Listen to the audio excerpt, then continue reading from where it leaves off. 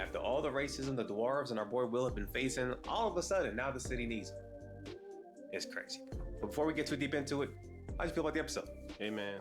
Life ain't fair for real. Dog. Man's failed his test and now his whole city getting attacked. Bro. Can't make this up. He didn't get to recover from the depression from that. Yeah, He was up in the park like... Immediately had to lock you in. Crazy. Didn't I just fight one of these last season?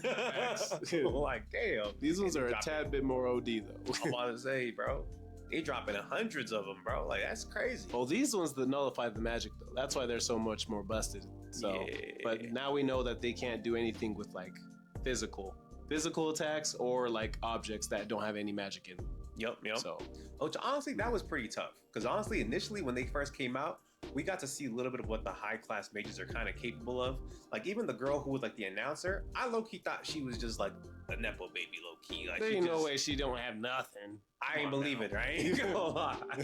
I should have known better, though, because she used to be in a little trio with the dark magician professor and Will's pretty much dad. The white-haired dude. Yeah. I ain't gonna lie, that'd be a crazy sequel. I am. That's like, really. It's like giving me the vibes of like the My Hero with Aizawa and his group. Yup. That'd be crazy. Nah, I can see it. That would be peak. I'm not gonna lie. I definitely see it. But yeah. But nah, she low-key nice with it, man. She summoned like all these guardians, and initially, before they found out that those creatures could nullify magic, she was handling it. She was the front line. By herself, mind you. I was just like, my fault. Put some respect on her. I already knew from the jump though, because she was popping off all these fireworks before the initial like celebration started. I don't think that was her magic. Nah, that had to have been. Maybe it was. But either way, man, like I said, I had to put some respect on her. I was like, okay, she's doing a little something. She also looked like she ain't used her wand in a minute because she blew on it. I know you saw the dust come off that thing. You said, oh, damn. I've been announcing for too long. Yeah, for real. Like I said, that's Prison Mike, bro. I'm telling you, you gotta see the division. Nah, I see it. I think what was hilarious though was that like when they find out that some of these got like anti-magic, there's this one fire mage who low-key was like commanding his squad, and he was low-key doing a little bit of something. He was like attacking the monsters, but he got a little cocky. You know what I'm saying? He went and did his like little big spell, hit it, there was a massive explosion, and that boy turned around for the explosion. I was like, that boy cooked. Because I saw the explosion and the monsters just sitting there like, leave? Yeah, I didn't even leave it actually. He just looked at him like, we still fighting, right? And he was just like, yeah, guys, we handled it. And the homegirl had to be from the sky. It's like, hey, you need to dodge. It is still there. Boy got cut in half. So far, I think that's the worst death I'm seeing in Wistoria, though. Worst? I think it is right now. We obviously look back at season 1, there might have been something bad. Nah, not like that. that was definitely the most loss of aura I've seen. But like I said, it happens to all the fire users, bro. All the fire users be getting packed up because our boy Sion, even getting packed up by Will forever now. hey, but put some respect on Sion now. No, I didn't say he's not nice. I'm just saying the fire users right now, the way he moving. The fire users be getting packed up, bro. Yeah, you know. They look the coolest, but they're getting packed up the first time. That's just how it goes. We need to see what the fire Magia vendor can actually do. You know what I'm saying? Again, we never see that. Yeah, all right. He gotta recoup a lot of aura for his people. For sure. That's all I'm saying. You feel me? For sure.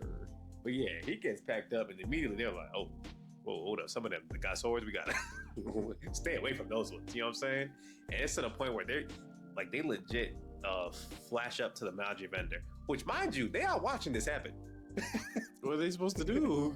They can still help. They're weakened. I mean, but they not worse than these guys down here. They literally said they're almost literally drained though. Yeah, but I'm saying like those guys on their worst state is better than hundreds of these other bums down here getting backed up. Now, to be fair, they did realize right away that they are the targets of this attack. You know what I'm saying? The whole reason they're doing this is so they can get them killed, and if you kill them, then at the very least in a year's time, the barrier is going to break. Or potentially the barrier right now would break. I think it's broken right now, the way it's looking. I would only say I don't think so, because they said that in the past, like some of those monsters, especially the monsters that get summoned later in the episode, have killed Magia Vendor before. Yeah, but so you telling me that the whole barrier broke when that guy died but down how there? did they just teleport inside the barrier though? Because if that was the case, they could have came in and done that a long time ago. They got summoned from the dungeon, not from outside. But that's still the same thing. They still came inside, or you're saying they were already inside the barrier. Okay. The dungeon's in the barrier. Oh, well, then. That's what I'm saying. You feel me? Because those people are like the dark faction that they be living low key in the dungeon doing experiments and all this weird stuff. So the two mages at the very top, they live there too? Those dark dudes, yeah, they from down there. Oh, okay. I thought they didn't come from outside. Nah, they came from in the dungeon. Because think about it, you can't really like function on the top, on the surface, if you're like an evil organization. Because the Magi vendor are right there. they got surveillance on everybody. But the dungeon's dangerous enough that like people go in there in parties and like people die all the time. You know? So some people might have been killed by the monsters. Some people probably just got jumped by like 40 of them. You never know. So either way, man, it was just crazy because they really thought this playing out pretty well. And they were right. If last season they didn't get a schematic of that sword when Will and them defeated the Grand Duke, they might have killed everybody. They might have got it off, man. I don't know. It's still not looking good right now. True, but at least now I feel like because they kind of knew it existed, I feel like at least the higher level mages are able to like, they have really good plans for like how to potentially stop it or at least fight back until somebody who can stop it goes in. Because going back to what I was saying with the Magi vendor, they were like, low-key, some of them wanted to go down and do something. Especially the lightning dude. Him and then the dude with the who couldn't see. I don't even think he's a Magi vendor, but he's like one of the dwarves, top right? mages. No, he's not. He's the white-haired guy you're talking about? Yeah, he's not a dwarf. That's a human being. So dwarves can't use magic. Okay, but he called somebody to let them know that their little beef was over with, though, and to help them. Yeah, because I think right now, like I said, their society is racist towards people who don't have magic. So the dwarves, their whole strength is being swords, but they were like banned from fighting. So who was it that called to let them know? The top light mage, Magi vendor. Okay. He's like the leader of them. He's the strongest one. Oh, okay. As far as we know. You know what I'm saying? So he definitely was like, yeah, we not going down there, but look, tell the dwarves to help y'all. Tell them they're allowed to fight. You know what I'm saying? And take care of the situation. Right? Do what's best, but we not leaving. And the other guy was like, so y'all just gonna let everybody down there die? They were like, yeah, we are. Because if one of us dies, the whole world's cooked. Which I kind of get it from his perspective. You know what I mean? He's like, we can rebuild society if most of y'all die, but if one of us dies, there's no chance. You know what I mean? So that's kind of like where they're at. They're not really even gonna move, which I was like, that's kind of crazy. But our boy Will, I ain't gonna lie, if he got buffed since season one, man, he was just cutting them up bad. Like the regular ones, they stood no chance versus him. He's cutting out the arms, splitting them in half, like just one shot, whole way through. Yeah, I saw one move that he did on one of them. This one had a sword, by the way. Man, he was like clashing with one of them. He broke the sword and sliced him in half. I was sitting there like, oh, nah, he was not doing that before. For sure. Like, it'd take him a while to get there, but nah, that one was quick. He was cooking. Yeah. I ain't even gonna lie. The way he was looking, I was like, he might solve the incident by himself. Especially after failing his test. Still locked in like that. Nah, he was gonna lock in. His friends are in danger. You know what I'm saying? Speaking of his friends, by the way, Colette coming out to be the real MVP, man. You're talking about the lightning girl, right? No. Which one's that? The Earth girl. Okay. You know what I'm saying? Because the lightning girl, she was low-key doing her little thing because all the professors like asked the students to help, right? So obviously the nicest students are kind of like taking the lead and helping the students like try to defend themselves from these monsters. The lightning girl, she like shocked a bunch of them, but she couldn't take it down in one hit. Meanwhile, right, Sion and the other two, they're low-key just like distracted. They realize that if we can at least just shoot enough magic at them, the ones that have the swords are gonna come try to be the shield to protect the other ones, right? So that they don't all get fried, and it slows them all down, you know. And so they pretty much like bunched them up like together next to this big statue, and then they had Colette use earth magic on it to topple it and crush them all. Oh, I guess they were upset about using the statue though, because it's like like one of the vendors. So one of the old school ones, yeah, which makes sense. That's like toppling the statue of Jesus in Brazil. You know what I'm saying? Even if it's for a good cause, you're like, man, we getting cursed. Ain't no way, man. So they have their little tactics, and they're figuring out that like inanimate objects are really going to be their best way to like kind of fight it.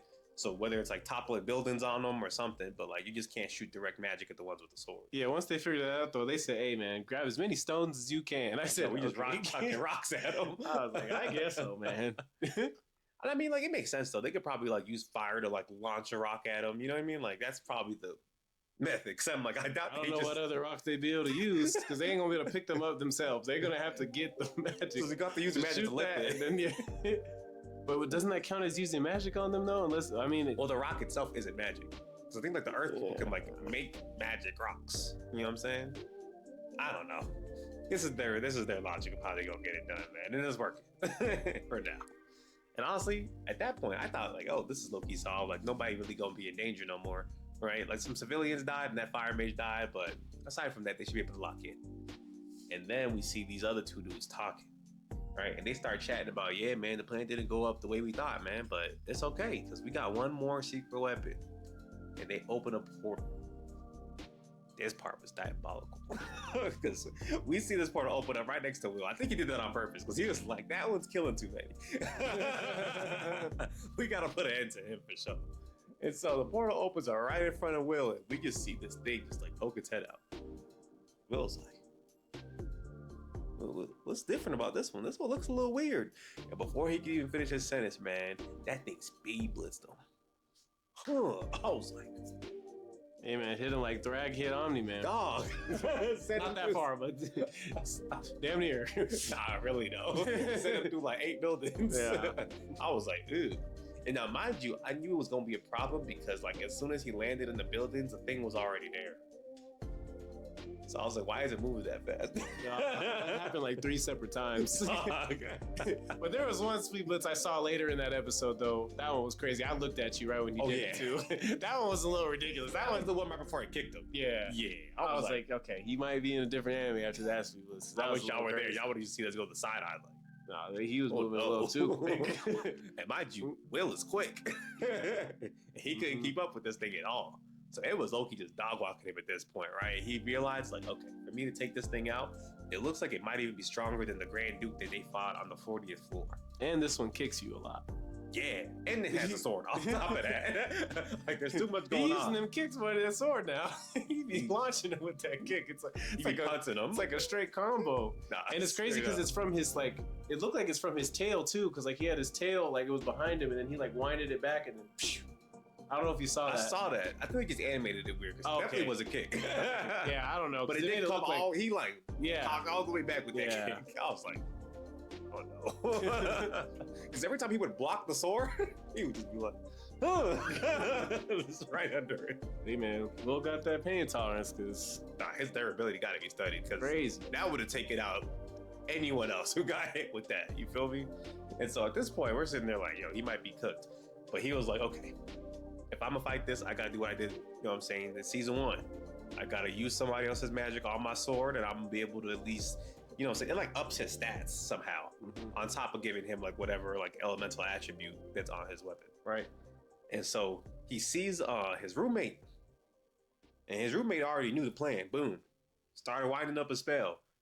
Bro, this thing speed blitzed him. So bad. Buddy got his arm cut off mid-spell. Like the spell like almost reached Will, right? It blocked the spell, and before he could react, it blitzed him and cut off his arm. So the spell's still connected. I was just like, oh. And so Will's eyes like low-key like glaze over. He's like, oh, what? No way, right? And so his friend's down. He starts attacking this monster. And Loki, he locked in crazy. I was like, where is this at? Yeah, we needed that like 5 minutes ago. Yeah, this thing was just putting you around the city. And now you want to fight back. So Loki starts sparring with it, going crazy, right? At this point, though, I saw the craziest death flag. Because his roommate is with the cat that Will always normally has around. He looks at the cat, says, go to Colette. Don't worry, I'm going to keep your master safe. That was a little weird, but okay. He's dead. I immediately knew he was gone. I was like, I don't know how, but he's not getting out of here alive, man. Ain't no chance, brother. Bro, and at this point, right, I feel like his adrenaline rush kind of started to wear off. The monster started punting his ass again. And he was like, dang, bro, like this thing's faster, stronger. It's just doing everything better than me. You know what I'm saying? And right when it was about to swing the sword one last time, Loki and Will, right? Because he barely got his sword up in time, but like he was on the ground already. There was just nothing he was going to be able to do for real to really block or stop the attack. You see the explosion hit, and then this man's roommate just on the sword. Yeah, we knew that was coming, brother. Mind you, I just failed my test. Dog. He having the worst day of all time. Like, you know, all of this happened on the same day. He got the worst day of all time. Like, the new year barely started, bro. Bro. Like, it hasn't even started for real.